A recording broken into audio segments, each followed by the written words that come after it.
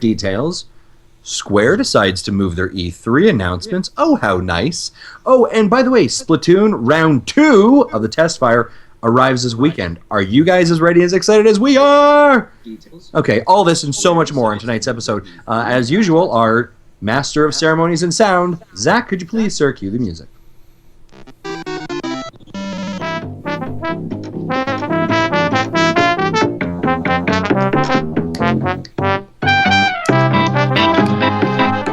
Hello, everyone, and welcome to another episode of the Nintendo Dads Podcast. My name is Zach Erickson, and tonight is May 20th, 2015. Joining me tonight for the Nintendo Fun Evening Extravaganza, and that word never gets old, Justin Masson. I always introduce Justin first. You do, I noticed that. Extravaganza, you always say, and I always get hungry for something from Dairy Queen. Extravaganza. You know, for me, it's like, I don't know, it's like the Grand Slam at Denny's. It just feels like that for some reason. Anyways, speaking of the Grand Slam at Denny's, I don't know what that means. Speaking of Grand Slams, segue is Jesse Waldack from VGTribune.com. What's going on, Jesse? I prefer the peanut butter parfait. Can we just pause this show right now, by the way? Yeah. Let's just head straight over and get a peanut butter parfait. I think mine is still open for 20 minutes. Although I will say, you know, not that this is divulging into a Dairy Queen podcast, although, production note, maybe we should have a Dairy Queen podcast. Oh, wrap your heads around that. Nintendo Dad's Dairy Queen After Dark. Absolutely. We should just record from a Dairy Queen eating blizzards. Yep. There you go. I went to Dairy Queen a couple days ago and I had the Jurassic Smash Blizzard, which is apparently, and I don't understand how, like, so this is tied into the movie, or at least that's what they're labeling it as. It's a peanut butter cookie and a chocolate chip cookie in a blizzard. Because nothing says Velociraptor like like peanut butter. Yeah, seriously. We should check with our friend Zach Miller for authenticity. There you go. Yeah. To see if it checks or not. Yeah, I mean, from what I understand of the fossil record, Velociraptors loved peanut butter. That's actually what killed them. They were allergic. They didn't know it. Yep. Peanut Slowly, allergies. one by one, they died from peanut butter. Yeah, absolutely. Well, before this gets any more off the rails, let's head straight into the news. The news.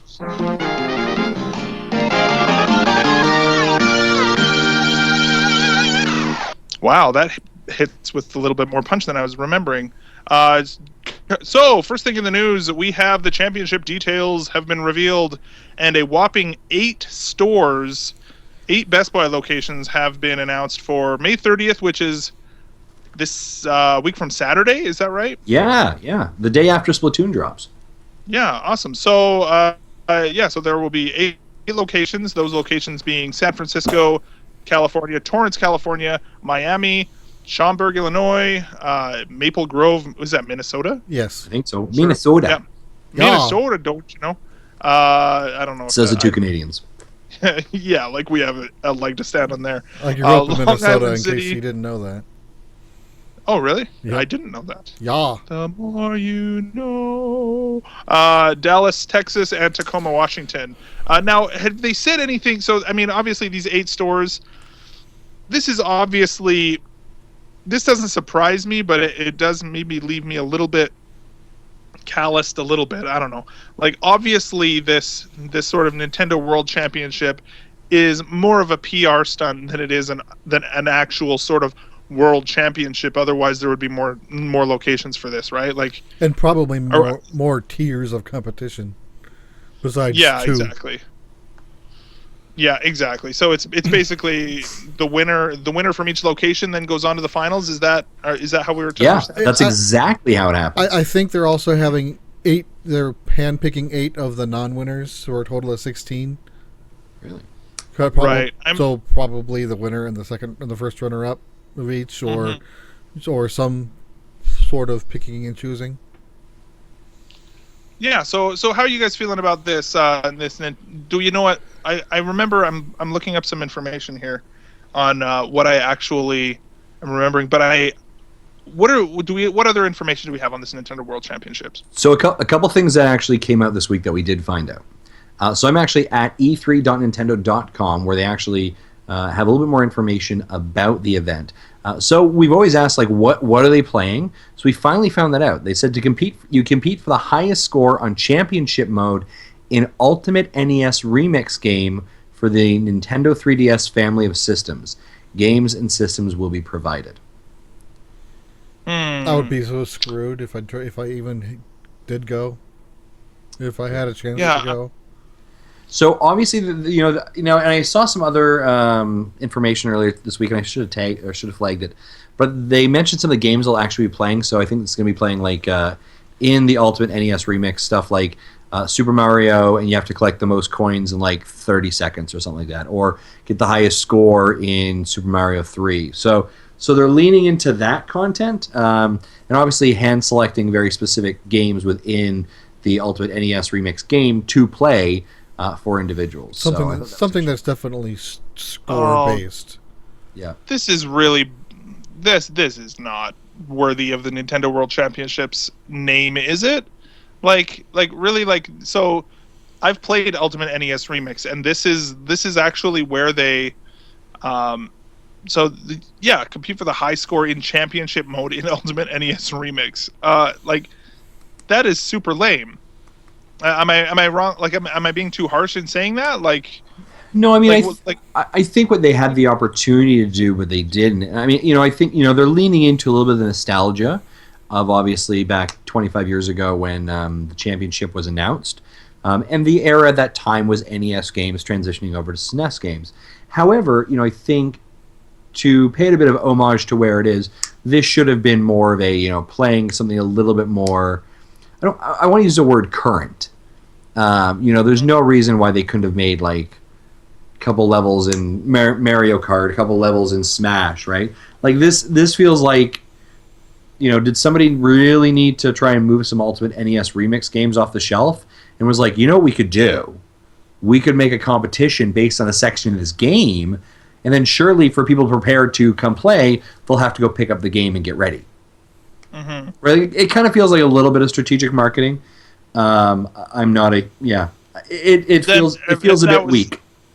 If that was the case, though, then why wouldn't you call it like Ultimate NES Remix Championships or something, right? Like, obviously there is that nostalgia there, but it feels like the Nintendo World Championships name is accompanied by a promise that their plans do not fulfill. Yeah. You know what I mean? Like, looking at this, I'm trying to find the games that were included in the original. Anyways, there were like lots of different games here, and I don't know, like, it could be interesting to see. Reggie, this year we what want the to make crap? Nintendo's experience.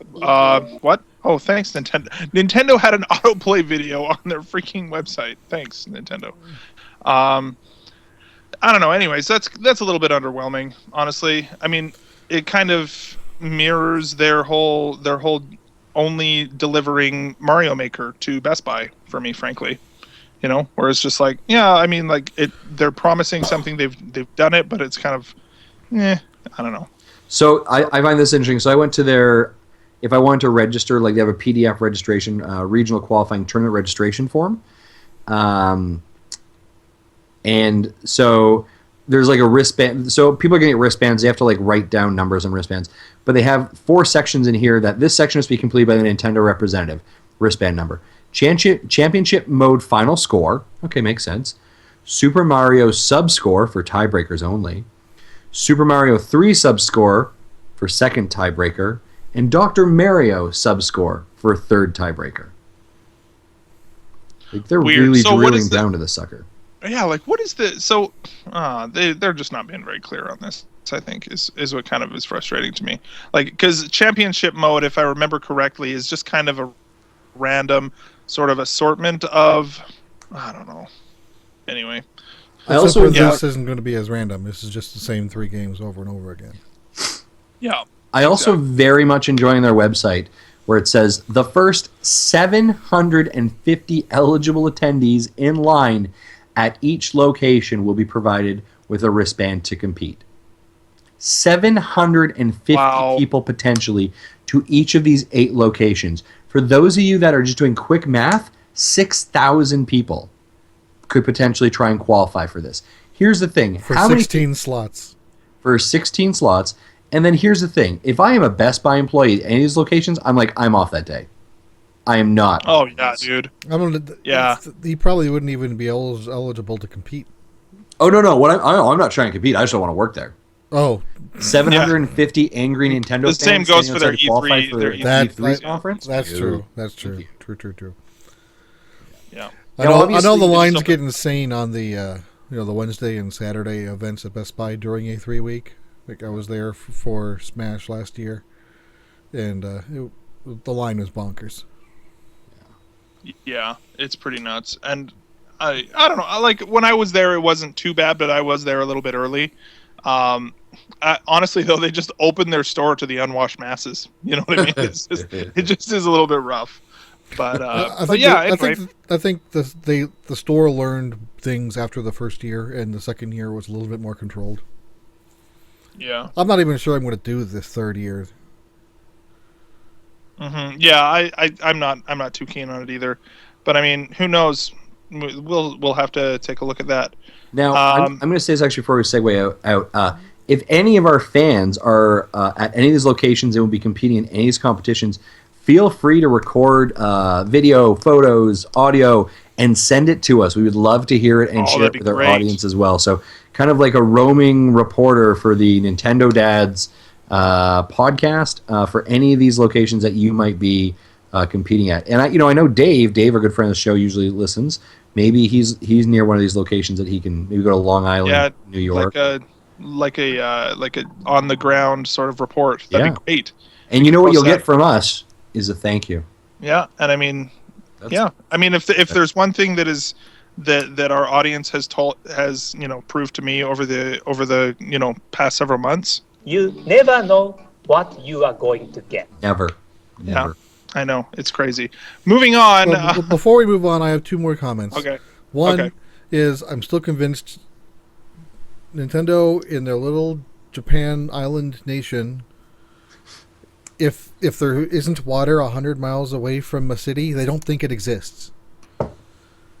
I'm in Kansas, and the 8 hours away is the closest one to Maple Grove, and you guys are probably closer to that.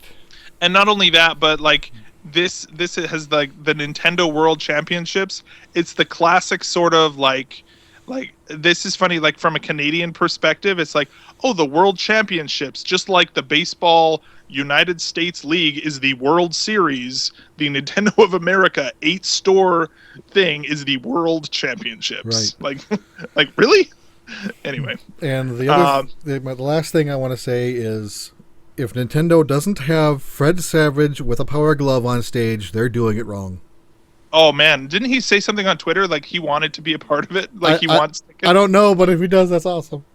I actually did see somewhere on Twitter or something saying that I don't follow Fred Savage on Twitter, but I know that he had said But if I did, he would have said that. Anyway. Cool. So I agree though. That would be amazing. Next up in the news here is Square Enix. Now last year, wow, it's been a long week. We had a little bit of a sort of smash fest, a sort of angry whatever against Square Enix for being, for having their press conference the same time as Nintendo. They have now moved it to 10 a.m. So good job, Square Enix. You have realized that you were completely myopic and didn't realize that you had scheduled the same time as Nintendo's thing the whole time. So I don't really have anything to say other than good. You know what I mean? That's all I've got to say. Although now, I mean, like it's always going to be this thing where there's multiple different things going on at once. But I almost feel like Nintendo's Treehouse immediately following, the news immediately following Nintendo's press conference. The last couple of years, they've announced stuff as like live things for particular, like last year I think they announced that Star Fox was they announced that on IGN live stream, and like they kind of strategically announce other things. I think Wonderful 101 was announced after the direct on IGN stream. Like they've kind of done that the last couple of years. And so I don't know, I'm not too excited about Square's conference anyways, but it's still interesting that there's always those different kind of announcements and stuff going on at E3. So Yeah, I don't know. It's very much moved from this kind of like, here's our hour-long statements and we're done, to here's our hour-long statements and now our 6 days of more content that we're going to show and dive into. And not only that too, but I think Nintendo actually, I saw online as well, is that at the same time as Nintendo's as the digital event, they are also going to be having a sort of in-person, I think they called it a business briefing. Yes, I saw that. Which is basically like a behind closed door sort of round table. I don't know if it's actually in their booth. I know that, like, was it last year, 2 years ago when they announced the Wii Fit trainer in their booth? If it's before 11 a.m., it won't be in their booth because the building's still locked down, I think, until the show opens. So it'll be like in some weird back room somewhere with people. I don't know. It's weird that they would have them separate, but I guess if it is an industry show, then they do want to have, something. Nintendo, I think, is one of the, they're going to talk to the business people over here and talk their language, and they're going to talk to the consumer through the digital event, that way. And I think it is smart to talk to them in a sort of, more specialized message where they can really cater to the consumer through the digital event, but still talk to the business folks on the back end, behind the scenes at the same time. Whereas Sony and Microsoft, through their on-stage thing, it's kind of a little bit of both, and you end up getting like consumers being fed slides about, oh, we've sold this many units and we've done this and that, right? You get an Apple presentation. Exactly, yeah. And I think it's smart that, especially for Nintendo's demographic, where kids don't want to know about freaking, about how many units are being sold. They don't care. I right? care about that stuff, but yeah, my son doesn't. Yeah, and that is really who is most interested in the E3 presentation. That's who they aim it at. So yeah, I don't know. Any other thoughts on that, guys? How many more weeks do we have until E3? Because we should start planning our E3. Yeah, so we had a bit of a pre-production meeting while you were out doing your thing. Yeah, well, I mean, like I said in the text, whoever scheduled my son's T-ball games, man, like, clearly is not a listener. No. Or they are, but they just don't like you. Yeah, well, that's fair too. Also very valid. E3 is 4 weeks off. Yeah, so we're thinking probably either the 3rd or 10th makes sense for our E3 prediction show. Probably the 10th, just in case something should, or probably, I don't know. We'll figure it out. We'll figure it out real soon, but it'll be June. I think, yeah, for sure. Early June. Yeah, right on.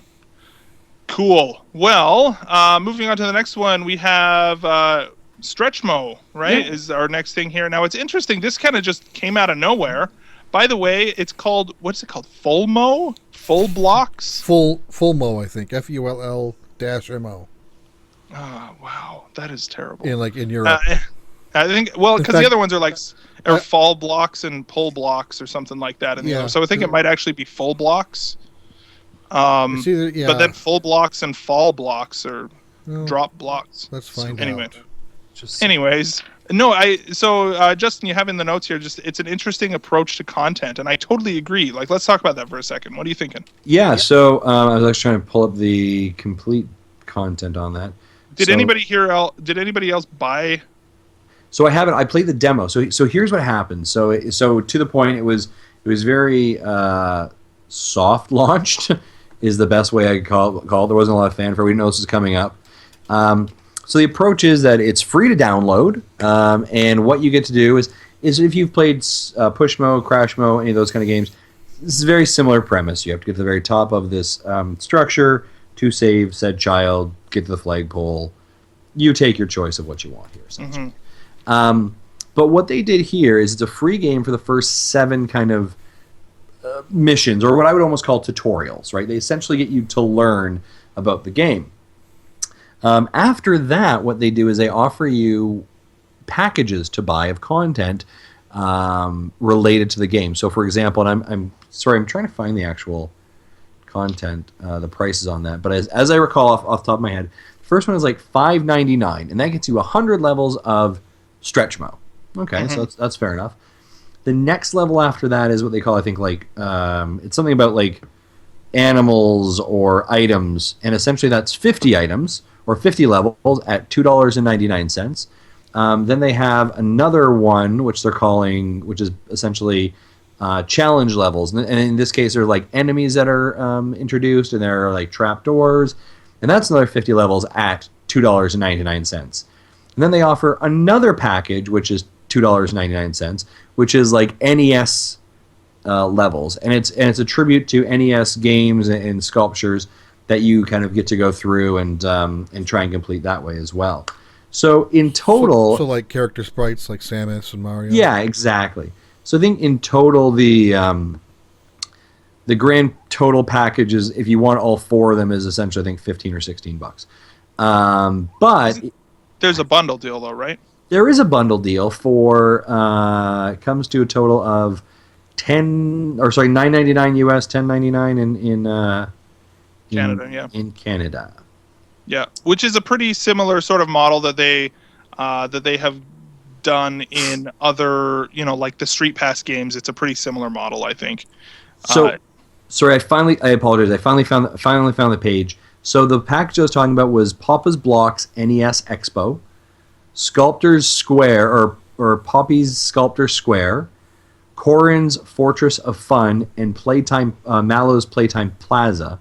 And for a bundle of that is $9.99.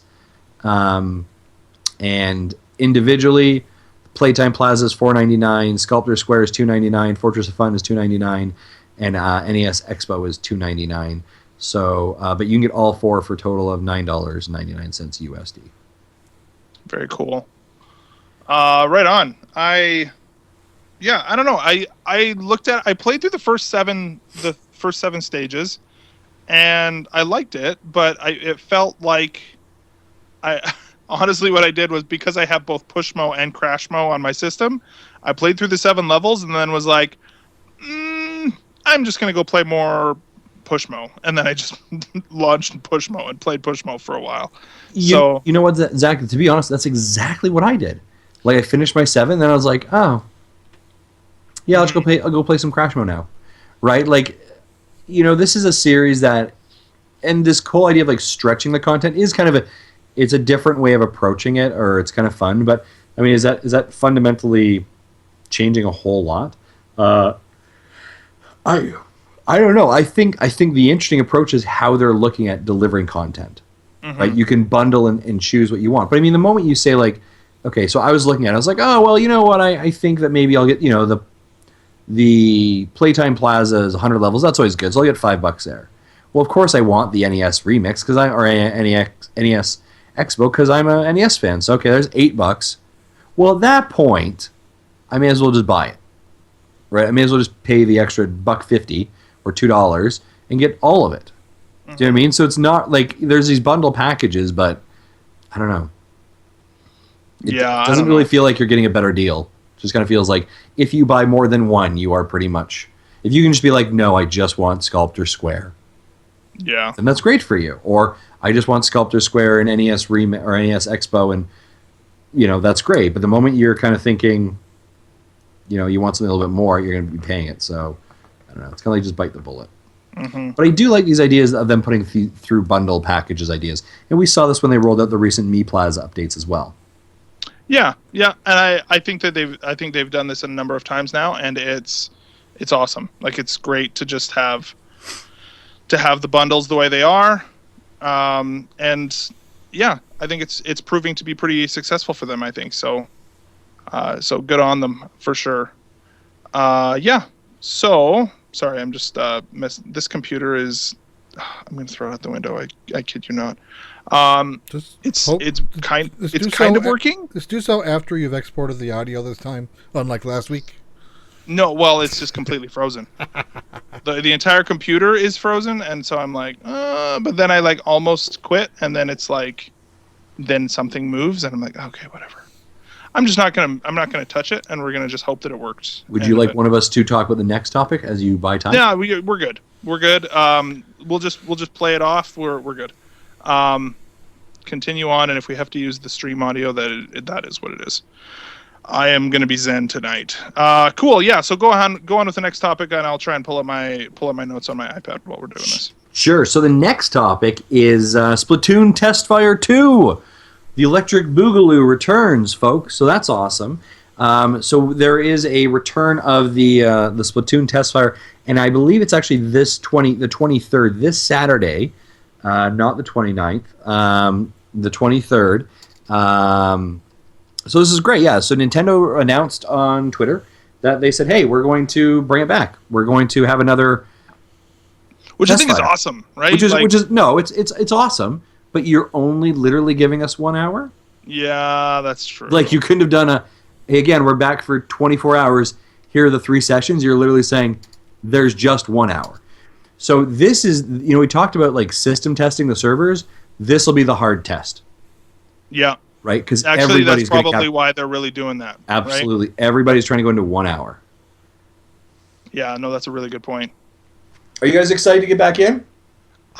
See this. I'm looking at this time though, and I'm like, 4 till 5.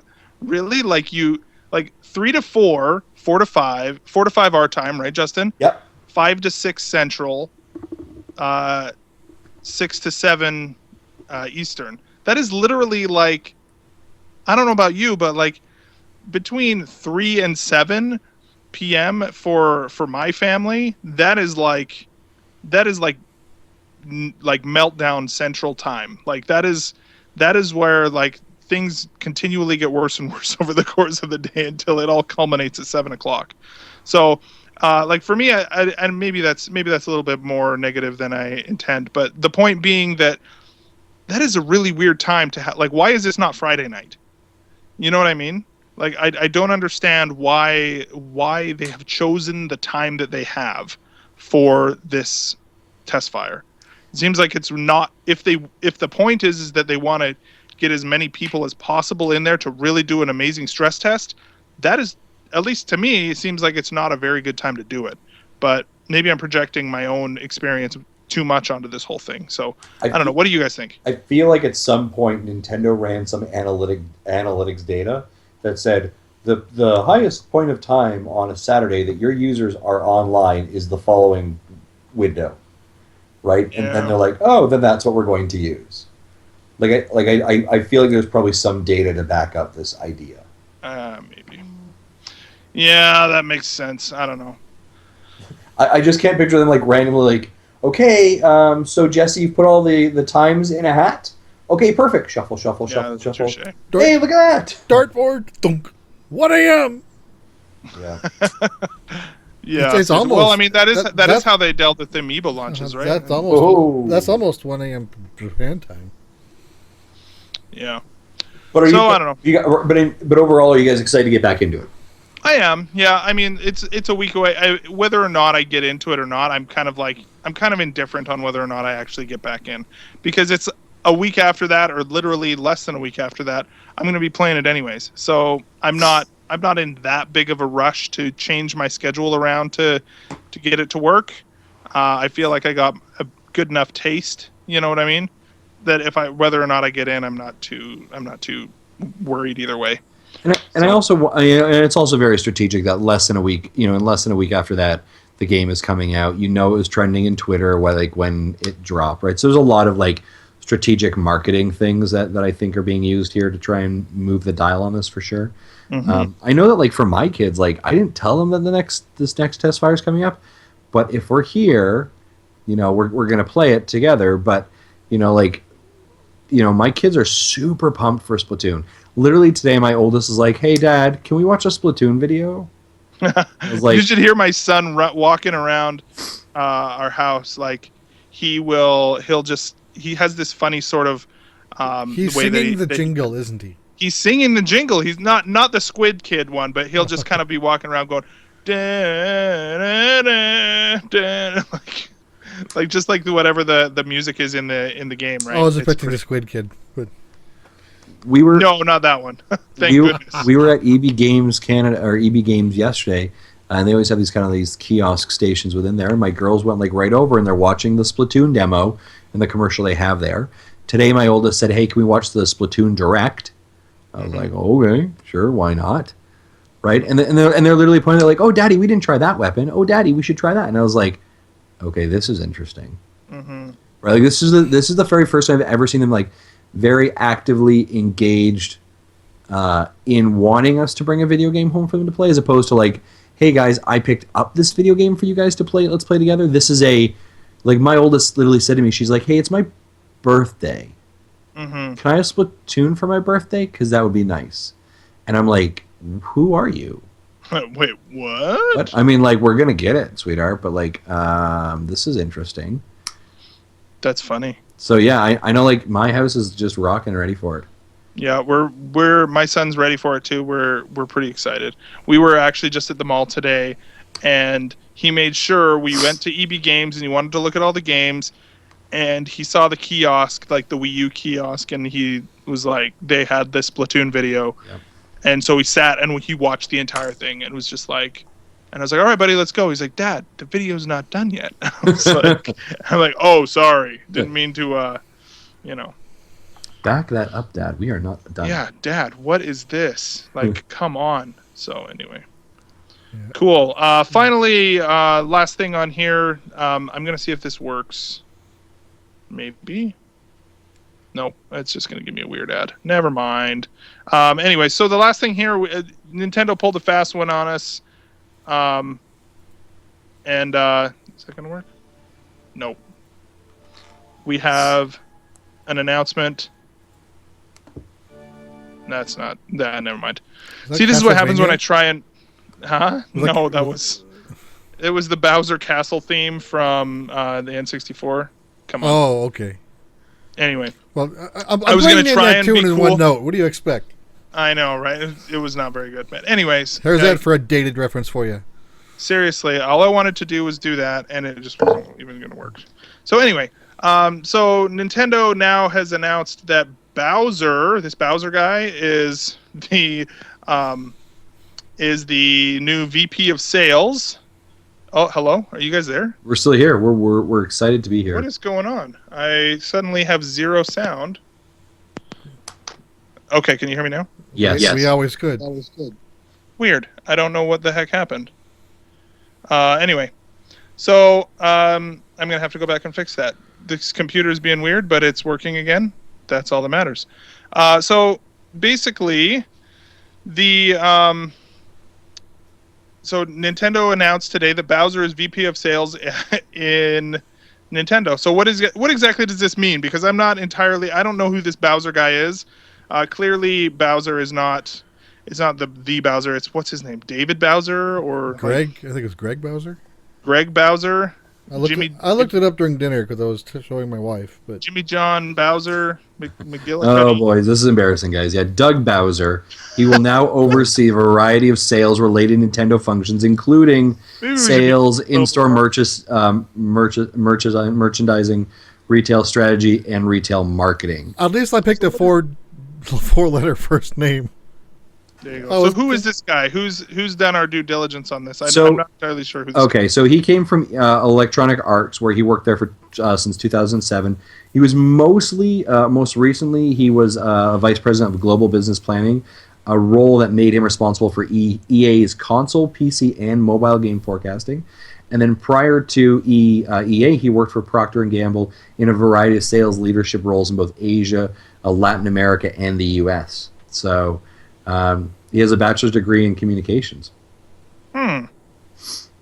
Interesting. So I thought, obviously very smart, headlining link bait of Nintendo America hires Bowser as new VP of sales. Like, I almost wonder, like, when they walked in and he got sent, the resume goes across Reggie's desk and they're like, "Bowser, we're done here. We're done. I don't need to see anyone else. You're hired." You are hired. Yeah, seriously, like, there's a little bit of a groaner there, but I don't know.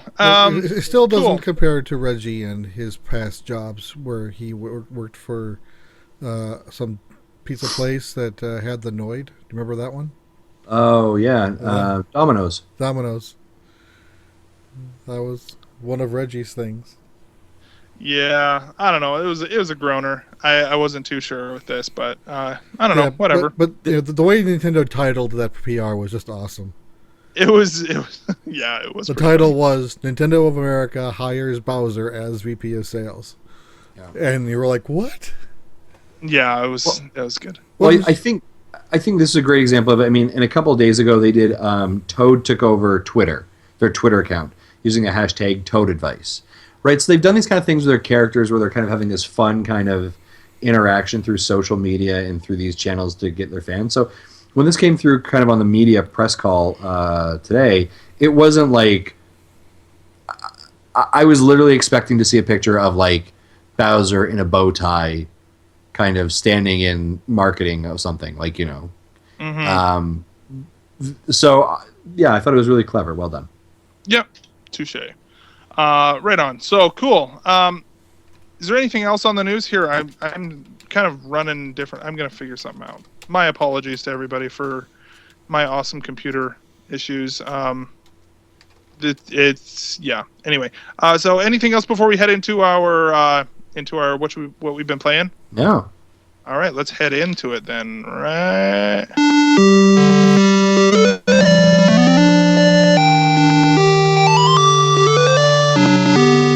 Right on. So we kind of talked about stretch ball already. Do we have anything else?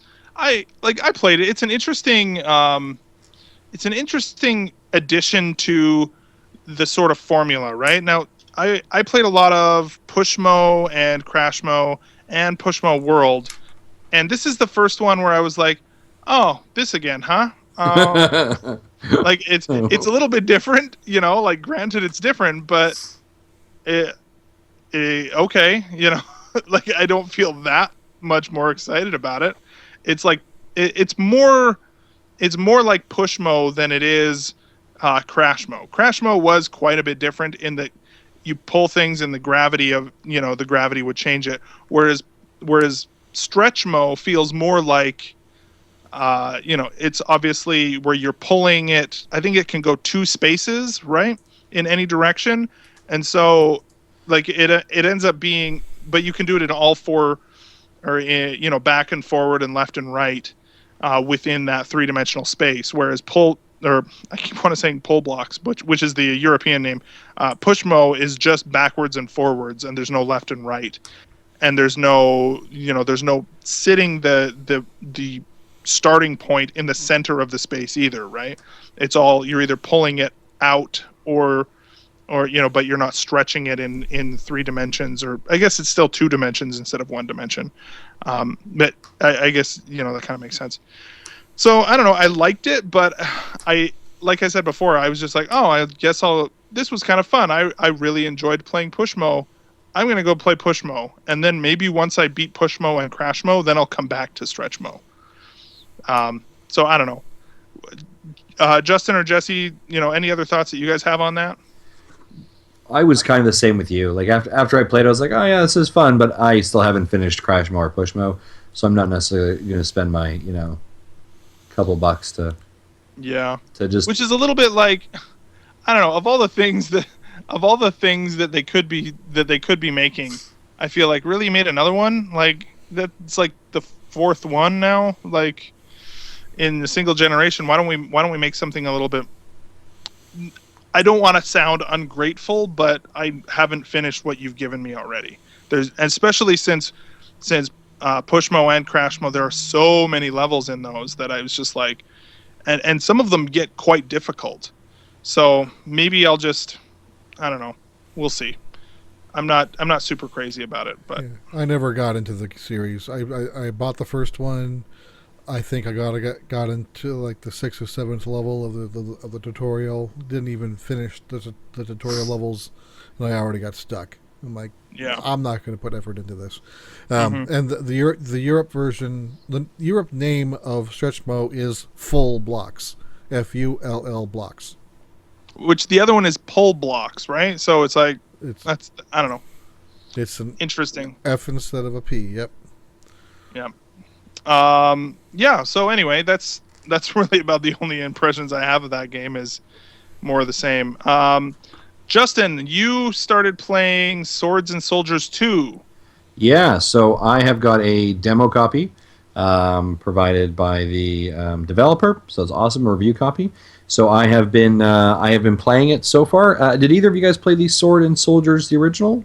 I don't know if I have. I'm pulling it up right now just to take a look. You can currently find it on the eShop for $2.99. Okay. Tower defense game. Was that like a 2D tower defense? Yeah, it was 2D tower defense game. I think I might have picked it up on a Steam sale 4 or 5 years ago.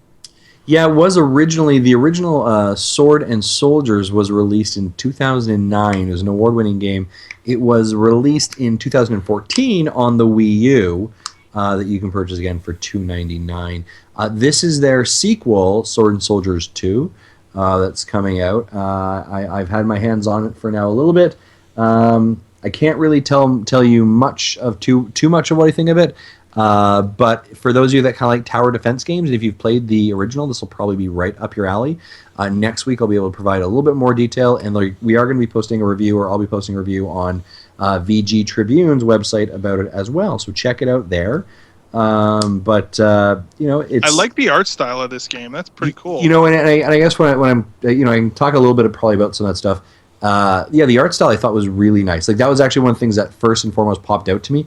It feels very comic strip art style. The colors are very vibrant and pop, and with that 2D kind of mix that they have on the images, it has a very, very cool graphical look to it, which I'm very impressed with. It's like it looks kind of like hand drawn, but also kind of, like a little bit of texture to it, and the sort of almost like a cell shaded. Yep. Like I know we tend to overuse that sort of term, but it kind of feels like that. Yeah. That sort of, at least the drawing, the drawings of it and stuff. It looks really cool. Yeah. So it's quite, like I said, those are some great features on it as well. So I know that Nintendo was really pushing this game at their Indiecade in 2014. You can check out a video on Nintendo's YouTube channel about it as well, with an interview with I think one of the publishers, Jasper.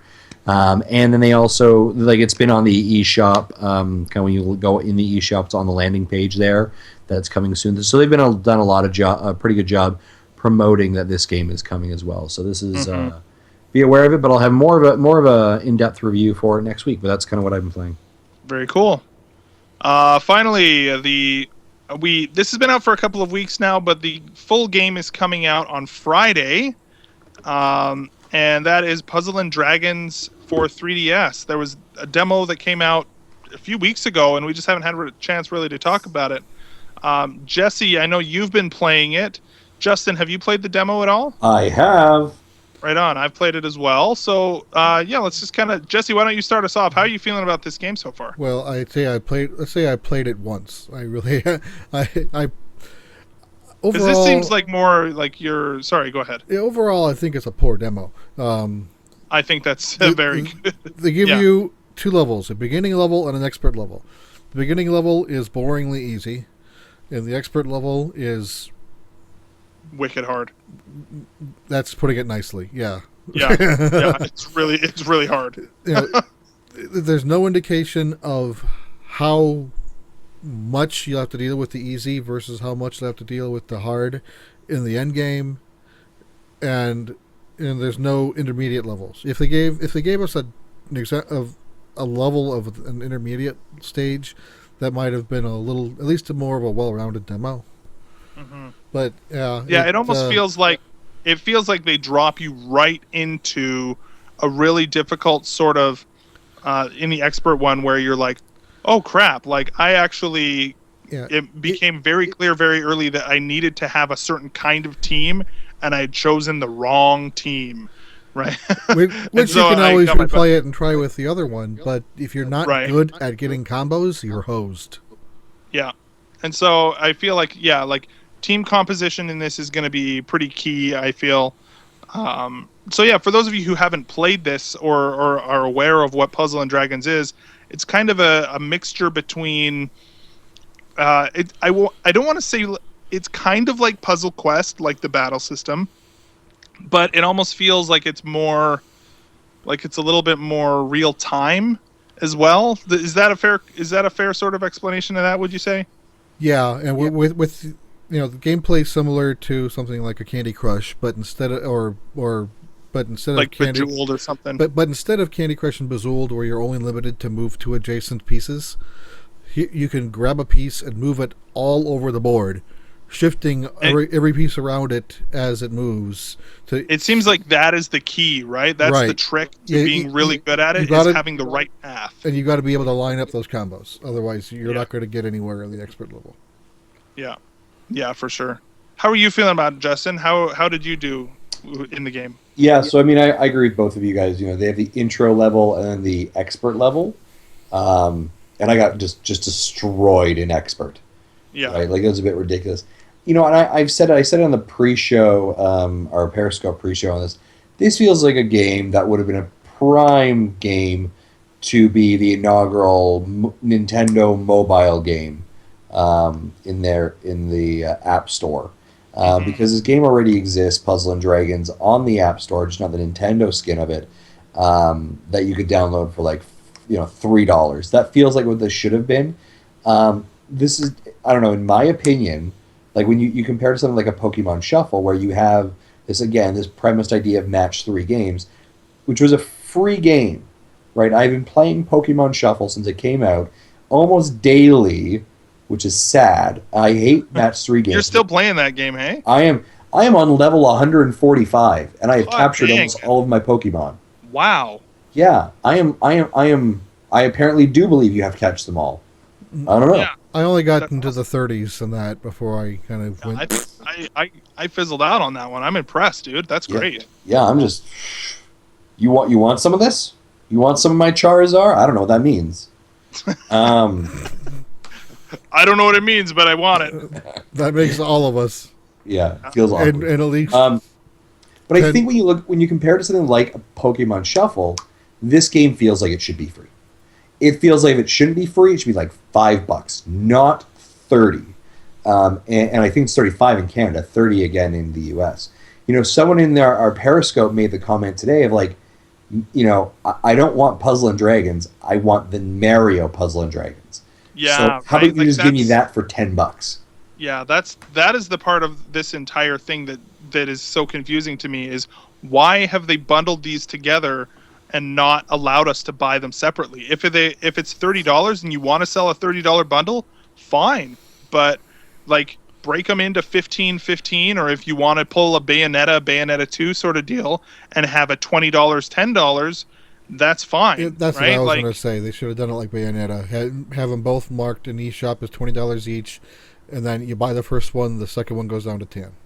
And maybe honestly, I wouldn't be surprised if there's a technical limitation on the 3DS eShop that doesn't allow them to do that, because the 3DS eShop seems like it's a little bit less versatile on what they're able to do for pricing. So maybe they can't do that. I don't know. That's possible. So I don't know. I just don't want to buy 2 full-length games that are the same gameplay and the same game. Right, just sell me one. I'm okay with only having one. So I don't know. Having said that, it is fun, and I would be interested in getting one of them. I just don't want to buy both, especially with Splatoon coming up, and with all those amiibos releasing the week after.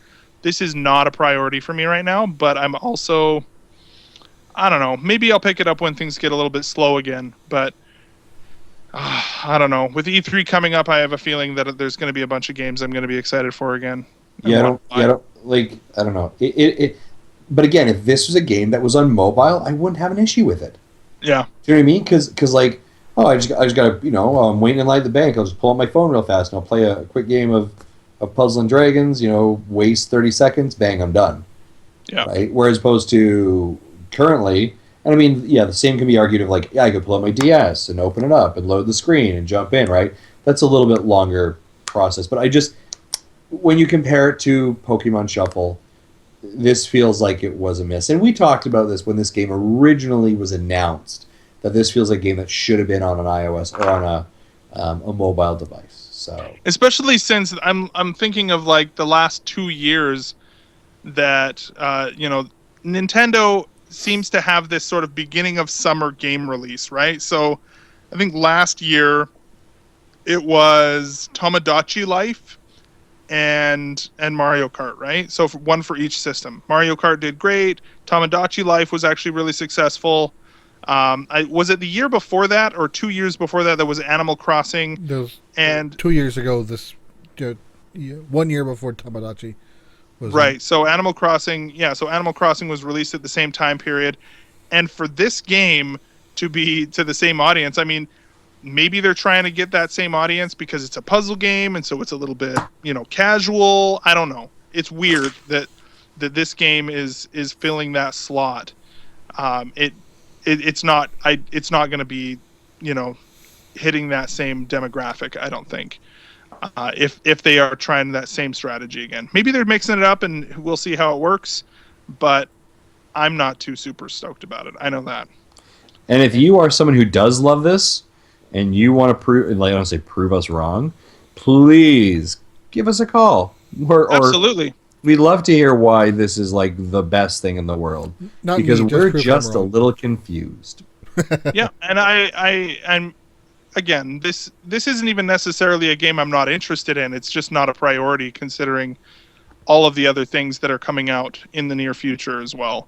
Specifically, a lot of amiibo that are that are not a priority, or that are that I'm going to be using that money for instead. So I don't know. We shall see. But anyway, anything else, guys, before we move on to listener or to The Postman. mail? The Postman. I see my music file still says listener mail. That's what the problem is. Sheesh. I'm like freaking Ron Burgundy over here. All right, you guys hear that? It's the Postman.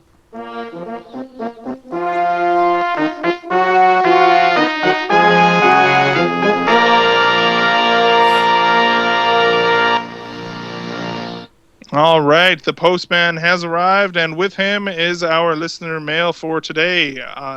Justin, why don't you go ahead and read our first email? Sure. So this email came in from Chris.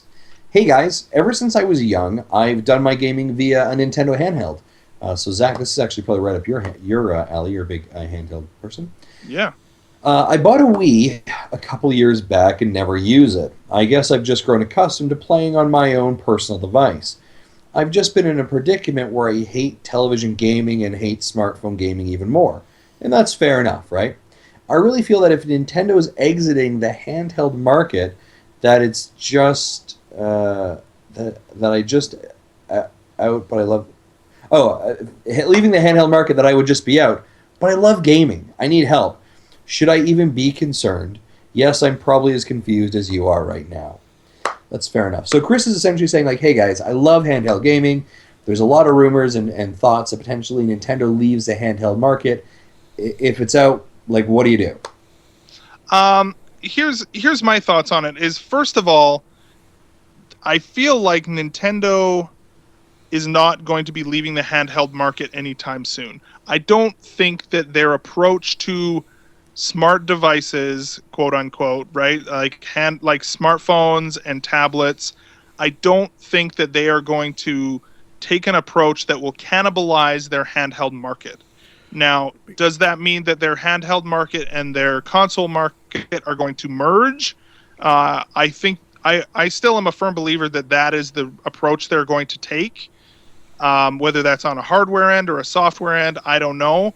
But I think that especially, and there's a great discussion on one of the most recent episodes of Nintendo Voice Chat for IGN, where they talked all about, what is the world marketplace look like for Nintendo? And in Japan, like a lot of video gaming is going in exactly the same direction as Chris is going. Where not a lot of people want to play on the TV anymore. A lot of people are, a lot of families, there is competition for the TV, which was a driving factor on why the Wii U actually had that off-TV play. It may not be that big of a deal in North America because there's more than one TV or, there's lots of different things there. But in Japan, there is only, typically there's one TV per household. And so to compete with like your dad who wants to watch TV, and then you won't be able to play games, right? And I think in many Japanese homes, you've got like 3 generations of exactly family right. So sharing that one TV. Yeah. So handheld gaming in Japan is way more popular than home console gaming is. And not just And- because of the fighting over the TV thing, but because there's the public transportation system is Yeah. Oh yeah, there's lots of different factors that go into that for sure. And so Yeah. I think that I don't know, I feel like they're not going to leave that handheld gaming demographic, that whole population just out in the dust. It is their most profitable business right now. Yeah, and it has been for quite a while, actually. Even since I don't know exactly, but was the DS sold a ton of units, Yeah. even compared to the Wii, right? Yeah, I don't think GBA was ever considered a failure, but the DS smashed those numbers. Oh Yeah, and actually, as I recall, I believe it was actually even the Game Boy that began this.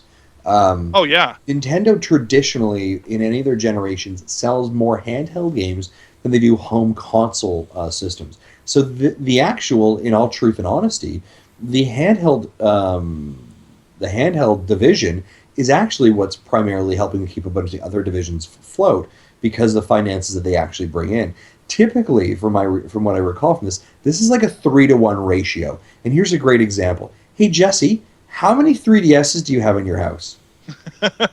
5, How many Wii U's do you have? 1. Yeah, there we go, folks. That's why Yeah, they're not that's- leaving the handheld market. I've got Yeah. 2. I have 2 of these. yeah, and not only that too, but I mean the manufacturing cost on a handheld unit is much lower. The cost per unit for the consumer is lower, and the games are cheaper to make. The games are cheaper to sell. Like, it's easier to get into it, and it's cheaper for Nintendo to do it as well. So all around, it has a wider appeal for Nintendo, which is exactly what they want to keep holding on to, right? That is what gets Nintendo into as many homes as possible, is through those handheld units, through the DS, the 3DS.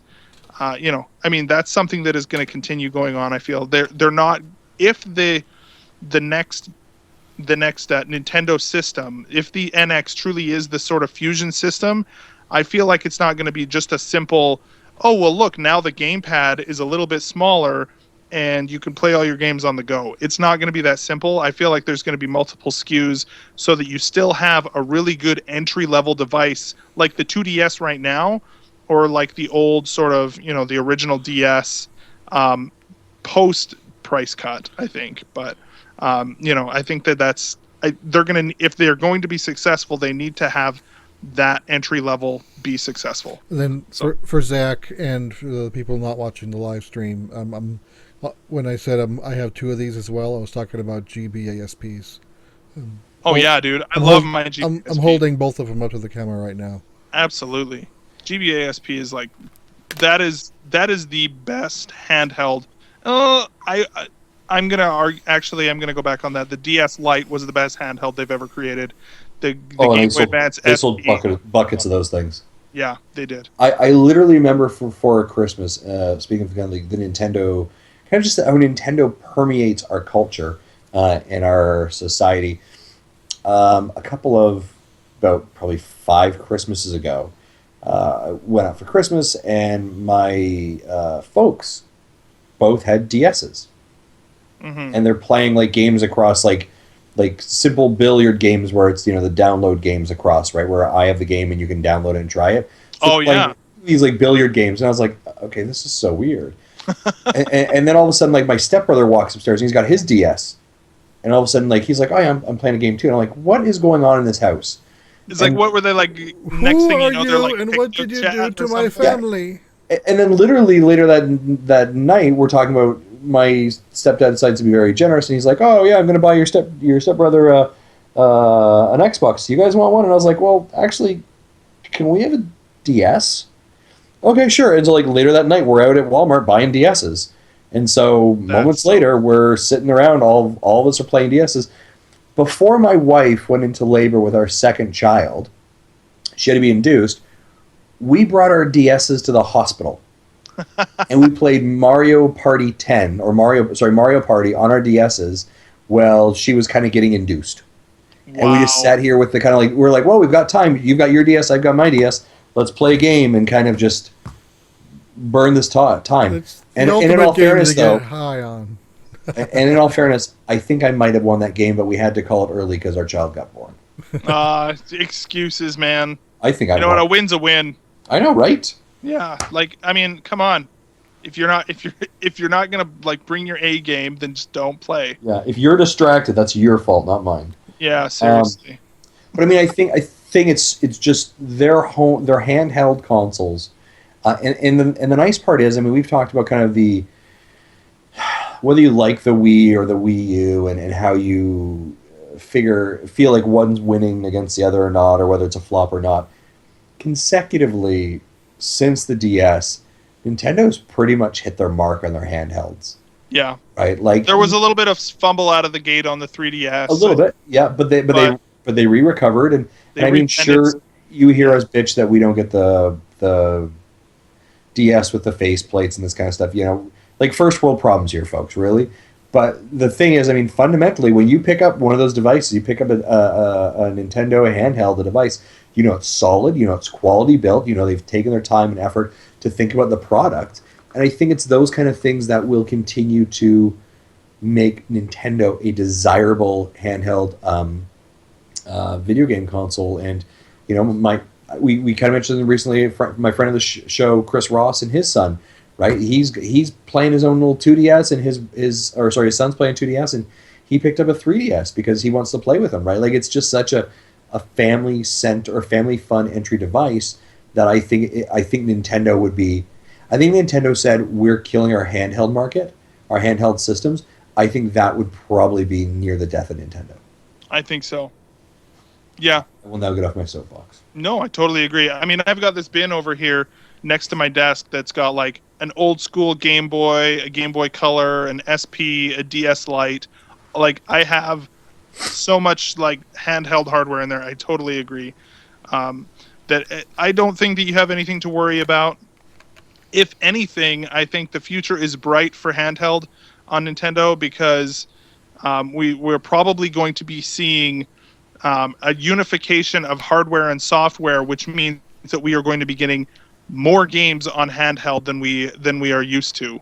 Is kind of how I feel about it. That having those software teams consolidated into one group, I think is going to be really good for us. Although at the same time, I like as I've said that, I feel like hopefully that doesn't mean that we just have this sort of homogenization of game experiences as well. You know what I mean? Where the handheld experience on, you know, like the 3DS and stuff like that with the stylus controls, and there's something about the form factor of the 3DS or more the just the DS before it.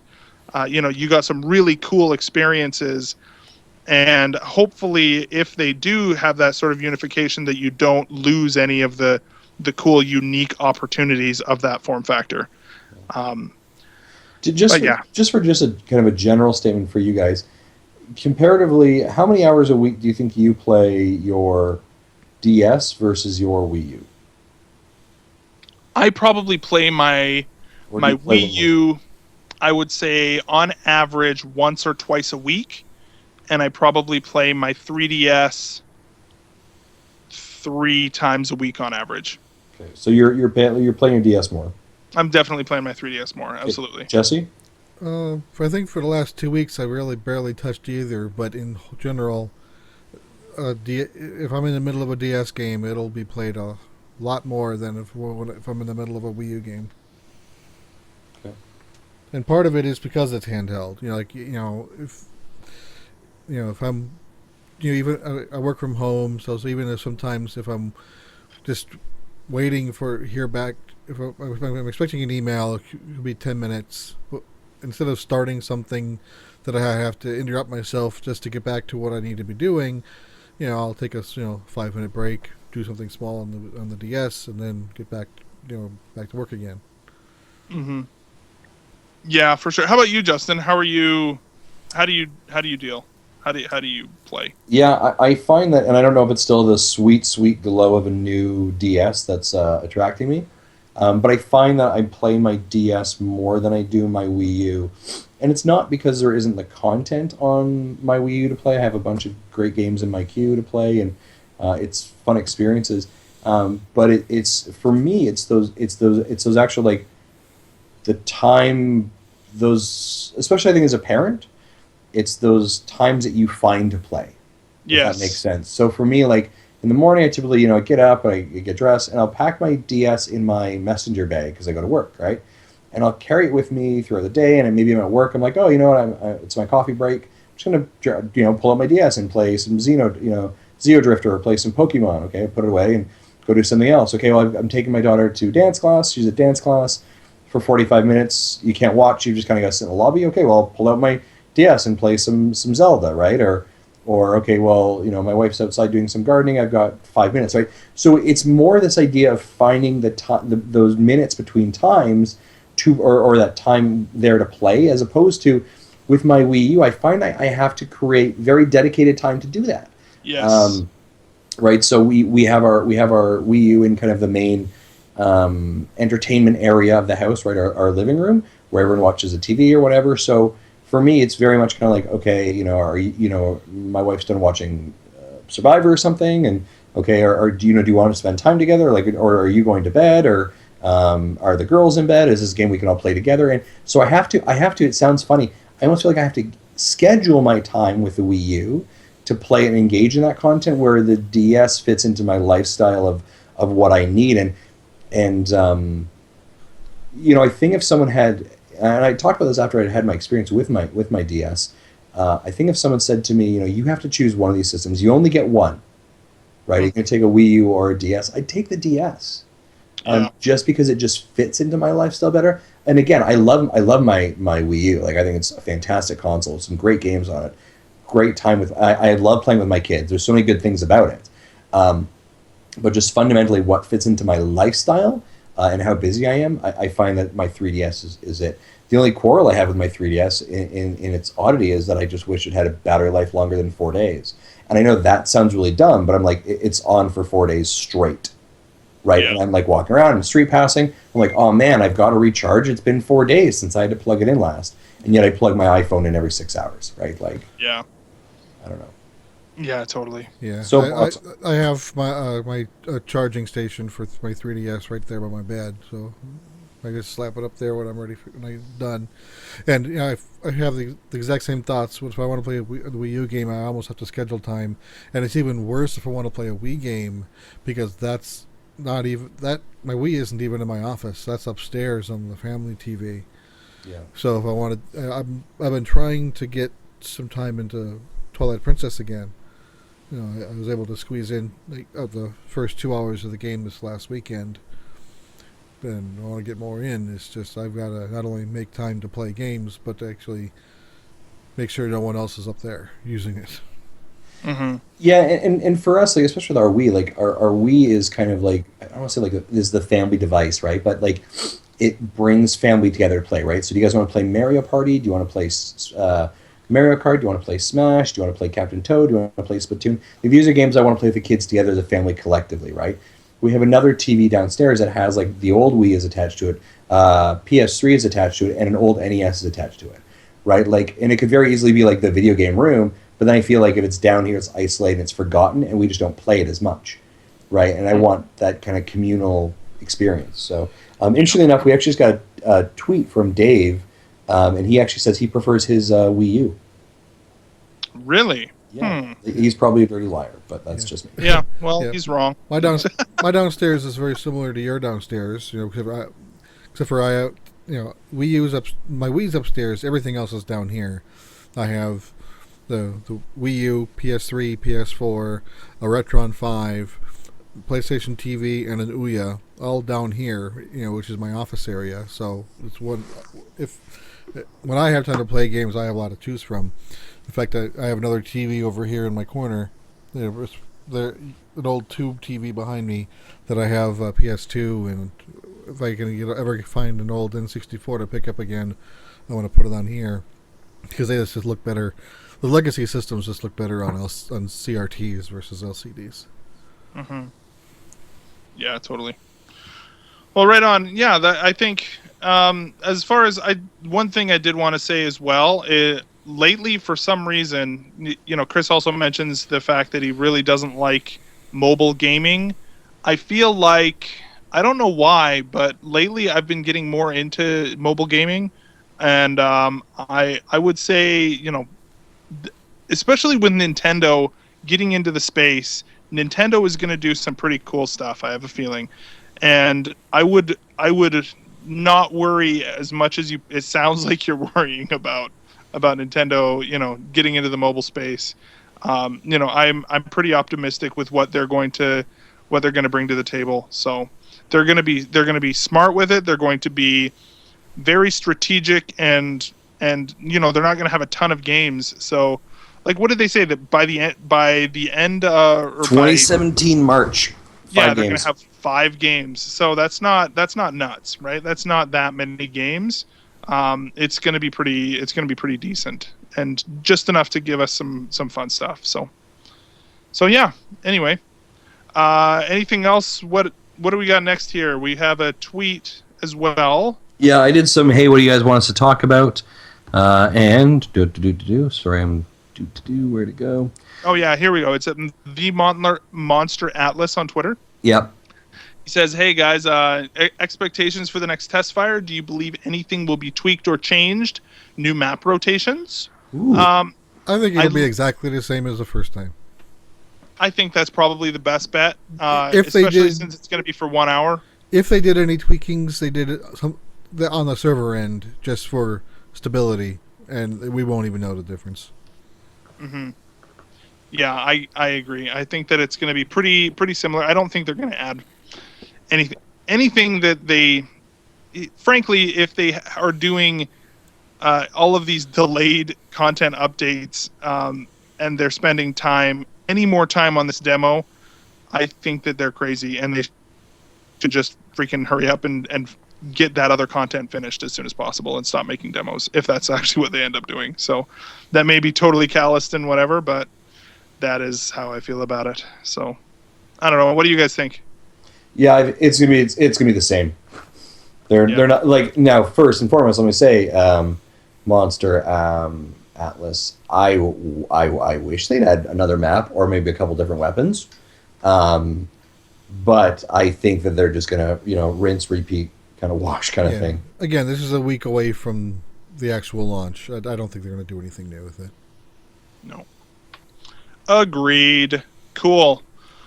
Well, hey guys, kind of a short show this week, hey? Kind of nice. Especially with how long last week's was. Yeah. So, thanks everybody for listening. Here, let me get our music going. Couple things I want to just kind of shout out beforehand. Big thanks to the guys from Reactor Radio who actually mentioned us recently on a podcast of their own. They mentioned they listened to our show, and that was kind of pretty awesome. So thank you very much to those guys. I'm trying to go through our Twitter stream right now. There was also someone who reached out to us on Twitter recently and asked us if we needed a Diddy Kong amiibo, and I can't find your name right now. I just wanted to say thank you very much for reaching out and asking us. And our fans are like seriously the best fans in the world. Yeah, actually here it is. Paul Gannison, do you guys still need a Diddy Kong amiibo? Because I can snag you one. Wow, Paul, thank you so much. Like that is amazing that our fans kind of reach out for us and check these things. So thank you, and thank you guys to everyone who's really like so involved in our communities. That's awesome, and we've got some fun giveaways kind of in the pipeline right now. So keep tuned and watching our social media channels and our show. Absolutely, and hopefully everybody's still there's still, I guess, almost a week and a half left of the giveaway on VGTribune.com as well for the GameCube adapter. So head over to our, I guess it's the VG Tribune Facebook page, and join in there. And I know we've got a lot of people following us on Twitter because of that giveaway. So welcome to everybody. And if you're new listeners or whatever, they're giving one of those things away, and it's a Nintendo brand one. It's not a cheap knockoff. So get in on that business. It's exciting. So we love you guys. You guys are the best. As well, let me just round out the show here. You can follow us on Twitter, Facebook, and Instagram at Nintendo Dads. You can email us nintendodads@gmail.com, twitch.tv/Nintendo Dads for our live show every Wednesday night at approximately 9 p.m. Mountain Standard Time. As well, call in and leave us a voicemail at 929-25-NDADS. That's 929-256-3237. Big thanks to ocremix.org for the music throughout the show, as well as Carter Johnson for providing our amazing artwork. You can find her blog over at megacarter.tumblr.com. And of course, if you want to do us a huge favor, head over to iTunes and leave us a review. That helps us get into the ears of as many people as possible. And I think we're going to read a few of those in the next couple of weeks. So do us a favor and read those, and we will read them on the show. You can also find us on Stitcher and, of course, VGTribune.com. Any final words before we head out tonight, guys? No. Thanks, guys. Thanks for always tuning in. We love you. We love you, everyone. See you next week. Bye-bye.